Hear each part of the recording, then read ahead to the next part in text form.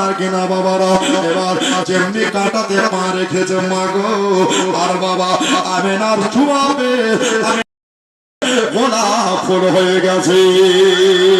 এবার বাবা আমেনা রক্ষ লাগলেন হাতে পানি নিয়ে বেগিয়ে যাওয়ার পরে আমেনার পায়ের তলাতে আপনার কাকড় পড়ে গেল কাকড় বাবা পাথর পড়ে গেল আপনার আমার পা হলে উনি নখগুলা উঠিয়ে যেত উঁচুর লেগে রক্ত বার হতো কিন্তু নবীর মা বলতে আসে আল্লাহ গো আমার পায়ের তলে কাকড় গোলা পাথর গোলা আর কাকড় পাথর থাকলো না ওই কাকড় পাথর আমার ছোঁয়াবে গোলা ফুল হয়ে গেছে তুলার মতো নরম যেন হয়ে গেছে